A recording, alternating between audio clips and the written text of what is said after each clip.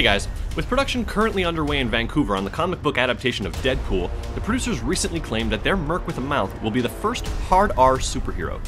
For those unfamiliar with the term hard R, it basically means that no attempts will be made by the studio or the filmmakers to soften or tame the on-screen violence in an attempt to make a more marketable PG-13 movie. Instead, they'll be appealing directly to the hardcore fans of the character by letting the bullets fly in all manner of gloriously violent action scenes, thus earning itself a hard R rating. Which is all well and good for the fans, but just to clarify, Deadpool is definitely not going to be the first hard R superhero. Not even close.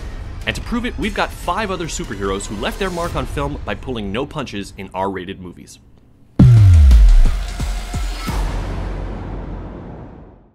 Number 5, Blade. You know your movie's gonna get an R rating when it literally starts with a bloodbath, and that's how the first installment of the Blade trilogy made its impression. A group of unassuming partiers at a rave suddenly find themselves drenched in blood as it starts pouring out of the overhead sprinkler system. Suddenly there are vampires everywhere, and Wesley Snipes' Blade shows up to kill almost all of them with some pretty cool and incredibly deadly weapons. And like we said, that's just the start. By the time the climactic battle between Blade and Deacon goes down, we'll have seen dozens of bloody impalings, exploding bodies, and grisly vampire attacks, all leading up to a body being sliced in two, and eventually being poisoned and turning into this thing. Ew. Pretty gross, and unquestionably rated R. Number 4, The Crow. While The Crow isn't quite as drenched in blood as some of the other movies on this list, it still earned an R rating for its disturbing depiction of a Detroit overrun by violent criminals and the murdered rock star brought back from the dead to clean the place up. From the opening shot that tracks through a city set aflame, The Crow paints a picture of hell on earth and lands on the aftermath of the attack that left Eric Draven and his girlfriend assaulted and murdered. After Eric's reborn as the Crow, he sets his sights on the men responsible, and you couldn't find a more despicable group as deserving of their comeuppance. In the process, the Crow burns people, stabs people, shoots them, and even transfers his girlfriend's pain into the main villain's nervous system.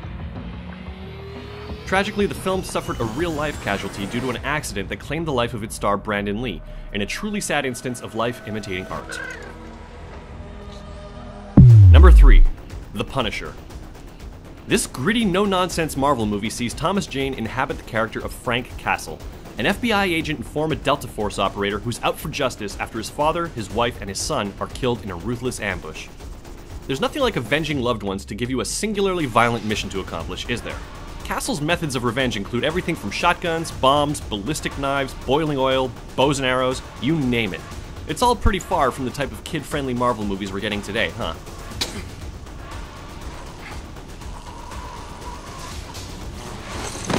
Even after the Punisher kills everyone involved in his family's murder, he still contemplates suicide before deciding to keep being a hard-edged vigilante.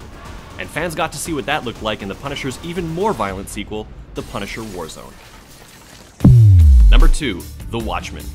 Zack Snyder's adaptation of Frank Miller's highly celebrated graphic novel is bleak as hell. If the current crop of Marvel movies represents one end of the comic book movie spectrum, then The Watchmen is firmly planted at the other end. Even more so than DC's current run of Superman movies. When a group of aging masked vigilantes find themselves under attack, they set out to solve the mystery before they all wind up being killed, and the tactics they employ are anything but gentle. Consider the comedian, the amoral mercenary who seems to take sick pleasure in using a flamethrower to mow down rebels, or Rorschach, who dispenses of child molesters via hatchets to the skull and deals with prison threats with deep-fried justice. Even Dr. Manhattan, whose crisis of conscience and calm voice make him seem benevolent, is no stranger to destroying people by exploding them into piles of blue goo. On top of that, Watchmen courted controversy with its odd sex scene and shots of Dr. Manhattan's bright blue dong. It's actually kind of a wonder that this movie got off with just an R rating and not an NC-17. Number 1, Kick-Ass. This 11-year-old might be cute as a button, but she'll cut your f***ing head off if you wind up on the wrong side of her. Of course, we're talking about Kick-Ass's foul-mouthed assassin, Hit Girl. Trained by her ex-cop father, another crime-fighting hero named Big Daddy, to be a lethal killing machine, Hit Girl grows up knowing no other way to settle a conflict. Matthew Vaughn's unabashedly violent film takes delirious glee in its outrageous action scenes. At one point, Hit Girl single-handedly dispatches a room full of drug dealers with a double-ended lance and a butterfly switchblade.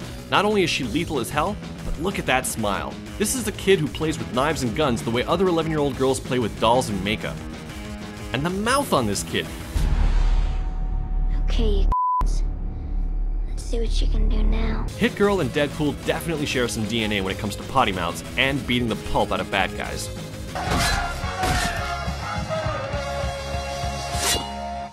So there it is, 5 hard R superhero movies that made it to theaters before Deadpool will. Who'd we leave out, and what's your favorite hard R comic book movie?